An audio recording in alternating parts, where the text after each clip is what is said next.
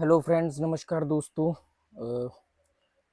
Casino से related बहुत सारे सवाल आ रहे थे, तो उनमें से मैंने कहा कि चलो कुछ का जवाब देता हूँ।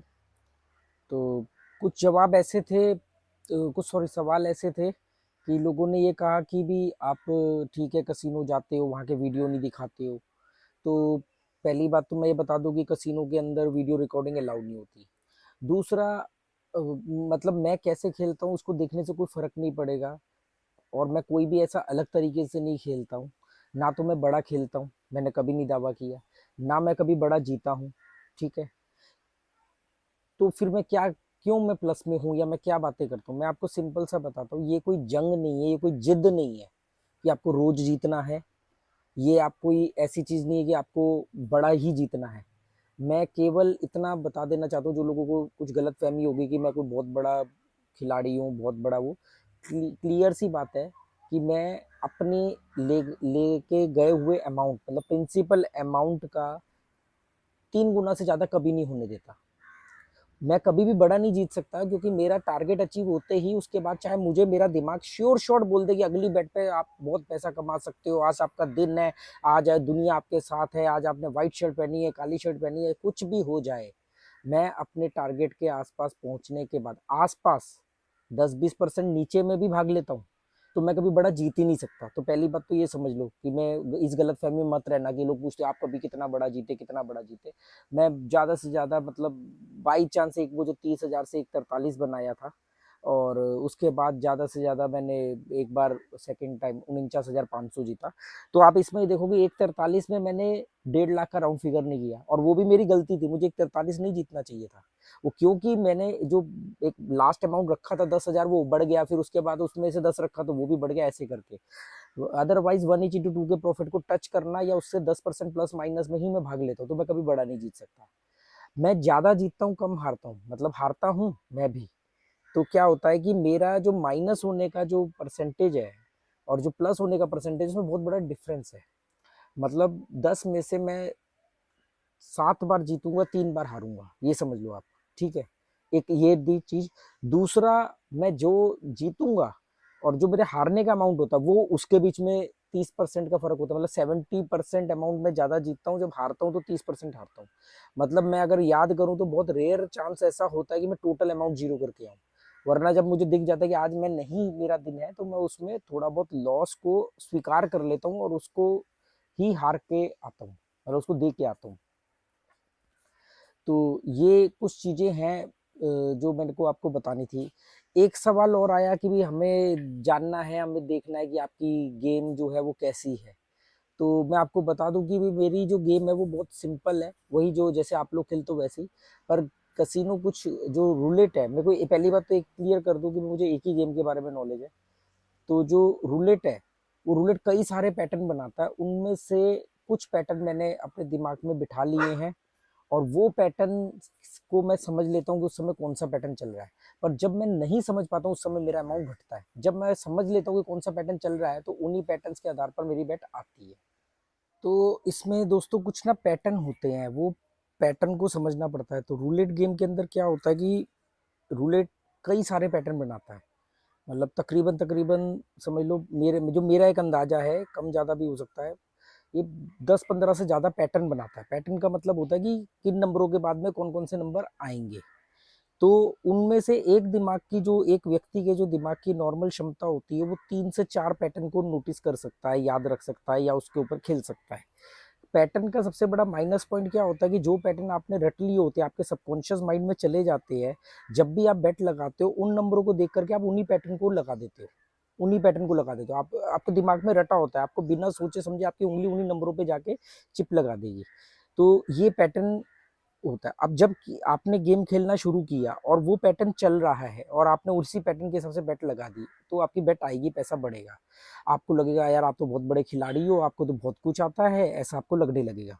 पर जब आपने वो नंबर पैटर्न नहीं चल रहा है, पर उनमें से कोई भी एक नंबर मार गया, एक पैटर्न के अंदर 8-10 नंबर होते हैं, अगर उनमें से कोई भी एक नंबर रेंडमली आ गया, आपका दिमाग फिर बोलेगा अच्छा वही पैटर्न आ रहा है, वो वापस से वही नंबर लगा देगा, पर वो पैटर्न तो चल नहीं रहा है, वो तो एक रेंडमली नंबर मार दिया।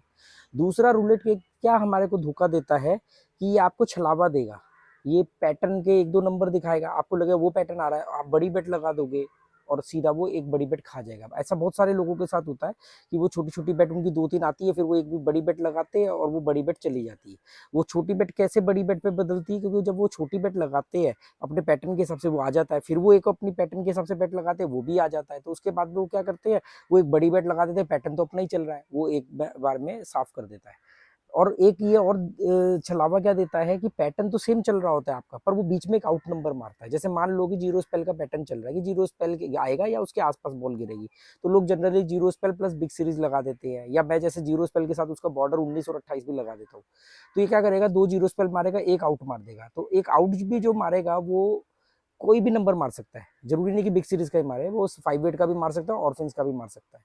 वो एक आउट मारेगा, हम लोग लग जाते हैं उस आउट वाले नंबर के पीछे। मान लो उसने जीरो स्पेल में 26 मारा, उसने उसके बाद में 15 मारा, उसके बाद में उसने 17 मार दिया।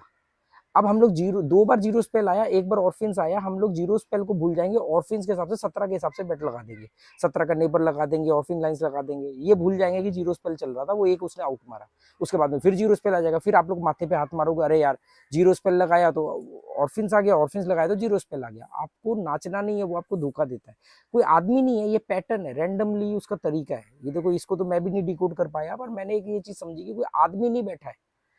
क्योंकि जिस समय आप जीरो स्पेल लगा रहे थे उस समय बहुत सारे लोगों ने बोला कि अरे यार 2 बार जीरो स्पेल आया, अब तो ऑर्फिन्स आ गया, तो किसी ने ऑर्फिन्स पे भी लगा रखा होगा, और ऑर्फिन्स में 17 नंबर स्ट्रेट अप है। तो जिसके 17 आया आपको नहीं मिला, पर किसी को तो उस पर ज्यादा मिला ना। ऑर्फिस में क्या है, सिर्फ 5 चिप लगती है, 17 आ गया तो आपको 36 चिप मिलेगी, 35 चिप मिलती है। तो ऐसे पैटर्न्स को आप समझना पड़ेगा आपको। तो ये पूरा एक वो माइंड गेम है, तो मैं ऐसे खेलता हूँ। इसमें लोग बोलते हैं कि हमें आपकी गेम देखनी है। कई बार कुछ लोग जिनको मैं नहीं पहचानता वो मुझे पहचानते हो, वो चोरी छिपे आके पीछे खड़े हो जाएंगे, मेरी गेम देखेंगे। तो एक तो मैं वैसे ही नहीं खेल पाता। बहुत सारे लोग मुझे ऑफर करते हैं कि आप चलो हमारे साथ, हम आपको इतना पैसा देंगे, आप सिर्फ हमारे साथ खड़े रहो, या प्रॉफिट में हिस्सेदारी देंगे। मैंने कहा बॉस ऐसा नहीं है, आप मुझे गलत आंक रहे हो। मैं छोटा छोटा विन करता हूँ, लगातार विन करता हूँ, इसलिए मैं प्रॉफिट में हूँ।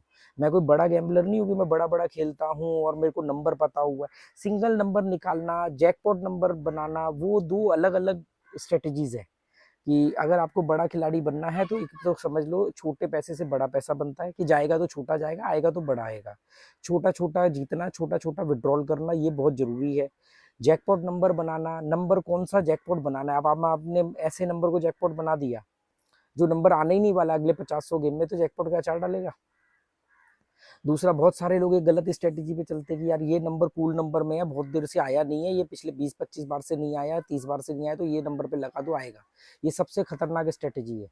इसमें ये इसको मार्टिंगले से मिलती जुलती स्ट्रेटेजी है। अगर डबल करते हो तो टोटल मार्टिंगले है, अगर डबल नहीं भी करते हो तो भी ये मार्टिंगले से सिमिलर स्ट्रेटेजी है। इसमें नुकसान ही होता है, कंपाउंडिंग में नुकसान होगा, मार्टिंगले स्ट्रेटेजी में नुकसान होगा। मार्टिंगले स्ट्रेटेजी जिन लोगों को नहीं पता उनको बता दूं कि जो चीज अभी तक नहीं आई है मतलब उसके आने की संभावना बढ़ रही है, ये मार्टिंगले कहता है।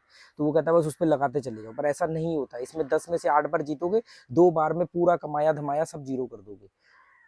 कंपाउंडिंग के लिए मैं हमेशा मना करता हूँ, क्योंकि कंपाउंडिंग जो है वो 100% काम करती है, पर गैमलिंग में काम नहीं कर सकती ना। कंपाउंडिंग केवल उसी जगह पे काम करेगी जहां पर पैसा घटेगा नहीं। जुए में तो आपका पैसा भी जीरो हो सकता है, तो वहां क्या कंपाउंडिंग नेगेटिव काम करेगी। तो पर ठीक है, हर आदमी का अपना अपना एक तरीका है बताने का, समझाने का। मुझे इस बात की खुशी है कि मेरी वजह से 70 से ज़्यादा लोगों ने जुआ छोड़ दिया। बहुत सारे लोग मुझे मिलते हैं, कसिनोज में मिलते हैं, डेल्टिन रॉयल में, चांसेस में, जो कहते हैं कि आपकी वजह से हमने इतना पैसा रिकवर किया। तो लगता है कि ठीक है यार, जो बैठ करके अपने घर पे भाषण देते हैं उसका कम से कम कुछ तो फायदा हो रहा है ना। ऐसा नहीं कि मैंने कुछ तरीका सीखा और कोई साइकोलॉजी समझी और अपने फायदे के लिए इस्तेमाल करी। अगर मैं किसी को बता रहा हूँ और उससे किसी का फायदा हो रहा है तो मेरा क्या जा रहा है। और मैंने ये बताने के लिए कभी किसी को नहीं बोला मेरे चैनल को लाइक करो, शेयर करो, सब्सक्राइब करो, कभी नहीं बोला, ना बोलूंगा।